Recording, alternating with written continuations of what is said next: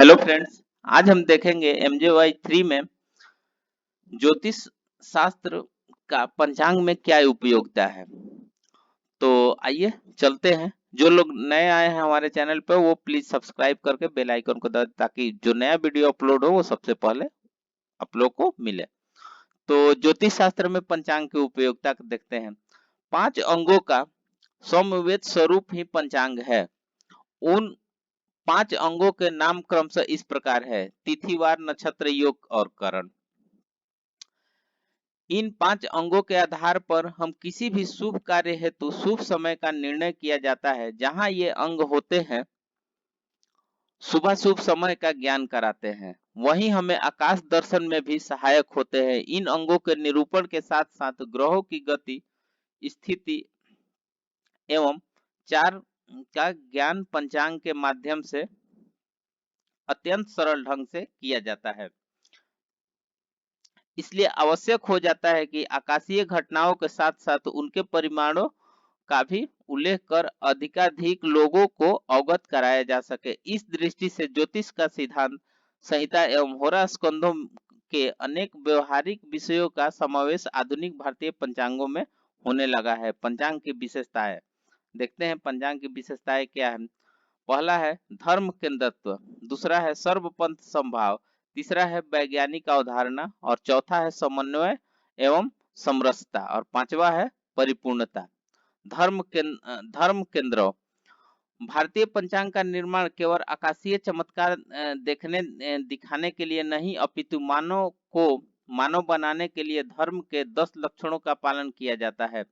संस्कार ठीक समय पर संपन्न हो, इसे ध्यान में रखते हुए पंचांग का निर्माण किया जाता है। दूसरा है सर्वपंथ स्वभाव। भारत में सनातन के अंतर्गत अनेक मत मतांतर है। भारतीय पंचांगों में सभी मतों के साथ समभाव रखते हुए उनके व्रत, पर्व, उत्सव आदि का उल्लेख पंचांग में किया जाता है। तीसरा है वैज्ञानिक अवधारणा को देखते हैं। भारतीय पंचांग का निर्माण वैज्ञानिक अवधारणा के साथ होता है। कहाँ सायन गणना उपयोगी है और कहाँ पर निरयन गणना है, यह सभी ध्यान में रखकर पंचांग निर्माण का कार्य होता है। समन्वय और समरसता, जितने प्रकार की गणनाएं हैं उन सभी का समन्वय करके भारतीय पंचांग का निर्माण होता है। 5 है परिपूर्णता। ईसाइयों का पंचांग केवल सौर गणना पर आधारित होता है, मुसलमानों का केवल चंद्र गणना पर आधारित होता है एवं पारसियों का सावन गणना पर आधारित होता है, परंतु भारतीय पंचांग में ये सभी गणनाएं उपलब्ध है। इस प्रकार भारतीय पंचांगों का यह वैशिष्ट्य है कि वह सर्वतोभावेन पथ प्रदर्शक का कार्य करता है। पंचांग की आवश्यकता एवं महत्व। अप्रत्यक्ष अप्रत्यक्षाणि शस्त्राणि वादते स्तुतु केवलम प्रत्यक्ष ज्योतिष शास्त्र चंद्राको यत्र साक्षिणे है। इस उक्ति के अनुसार ज्योतिष शास्त्र प्रत्यक्ष शास्त्र है। इसकी गणनाओं का मूलाधार सूर्य एवं चंद्रमा की स्थिति रहा है। प्राचीन काल से ही ज्योतिष का सर्वप्रथम संबंध खगोल से रहा है। खगोलीय पिंडों के साथ साथ मानव के तदात्मय संबंध का पक्षकार ज्योतिष शास्त्र के फलित अंतर्गत मानव पर पड़ने वाले उसके प्रभाव की विवेचना करता है।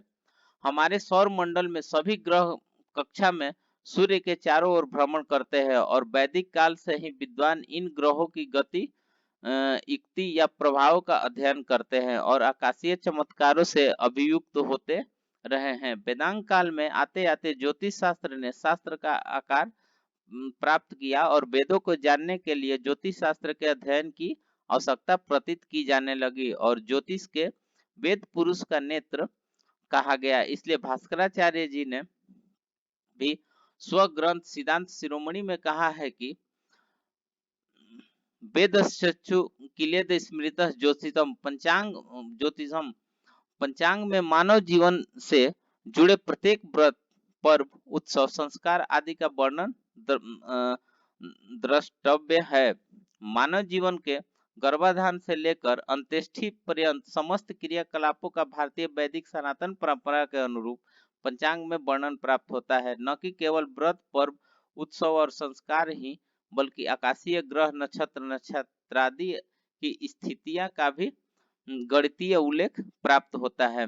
फलित ज्योतिष के अंतर्गत प्रमुख रूप से व्रतोत्सव, पर्व, प्रमुख तिथि या मुहूर्त, विवाह, मेलापक, धर्मकार, श्रद्धादि निर्णय, नूतन कार्य आदि का विचार मिलता है। संहिता ज्योतिष के अंतर्गत सुभिक्ष, दुर्भिक्ष, समर्थ, महर्थ, फसल, दकागर, वास्तु, वास्तु, भौमात्मिक कारक, उत्पाद, प्राकृतिक आपदादि से संबंधित समग्र तथ्यों का उल्लेख मिलता है। ज्योतिष शास्त्र को जानने के लिए इसके दो भाग किए गए हैं, गणित और फलित। ज्योतिष शास्त्र के समस्त सैद्धांतिक ग्रंथों का अध्ययन हो जाने पर भी प्रायोगिक स्थल में जिसके बिना एक ज्योतिष शास्त्र का ज्ञाता भी अभाव का अनुरूप करता है, वह है पंचांग। इस प्रकार देखा जाए तो पंचांग की उपयोगिता मानव जीवन में सर्वतोभावेन दिखलाई पड़ती है। मानव को उसके जीवन से जुड़े पग पग पर पंचांग उसके लिए वरदान साबित हो सकती है। आवश्यकता इस बात की है कि सामान्य मनुष्य को भी इसकी जानकारी होनी चाहिए, जिससे वह इसके महत्व को समझते हुए उसका जीवन में उपयोग कर सके। सार रूप में निम्नलिखित ज्ञानांतर्गत पंचांग की उपयोगिता व महत्व को समझा जा सकता है। पहला, तिथि, वार, नक्षत्र, योग, करण ज्ञान में। दूसरा हो जाएगा पक्ष, मास, ऋतु, अयन एवं गोल ज्ञान में। तीसरा हो जाएगा शक संवरादि ज्ञान में। तीसरा हो गया प्रति दिवसीय लग्न निर्धारण में। पांचवा हो जाएगा ग्रह गणित बोध में। छठा हो जाएगा ग्रहण बोध में। सातवां हो जाएगा विभिन्न शुभाशुभ मुहूर्तों के ज्ञान में। आठवां हो जाएगा दिन ग्रहों की स्थिति के ज्ञान में। नौवां हो जाएगा वास्तु संबंधित गृह प्रवेश के ज्ञान में। 11 हो जाएगा वैश्विक स्थिति के ज्ञान में। 12 हो जाएगा मानव के दैनंदिन जीवन से जुड़े अनेक क्रियाकलापों में। 13 हो जाएगा जन्म कुंडली निर्माण तथा फलादेश आदि कार्य में। 14 हो जाएगा वृत्त पर्व निर्धारण में। 15 हो जाएगा मूल रूप से समग्र ज्योतिष शास्त्र के सार तत्व ज्ञान बोध में। उपयुक्त सभी विधाओं में पंचांग की उपयोगिता परिलक्षित होती है।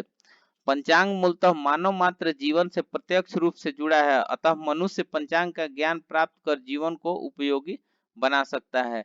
इस प्रकार से हम देखते हैं कि MJY 3 में ये चैप्टर का बहुत ही बड़ा हमारे मानव जीवन में इसका महत्व है। सो इसको देखते हैं कि पंचांग हर दृष्टि से आपको शुभ अशुभ जो भी जीवन मृत्यु जो भी है इसमें इसका बहुत बड़ा उपयोग है।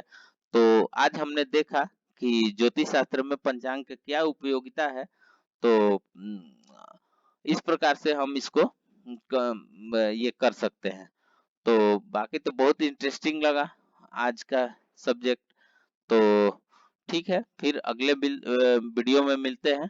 तब तक जो लोग भी हमारे चैनल पर नए नए आए हैं उनको वो हमारे चैनल को सब्सक्राइब करके बेल आइकन को प्रेस कर दे, ताकि नेक्स्ट वीडियो जो मिले वो सबसे पहले आपको मिले। तब तक के लिए धन्यवाद।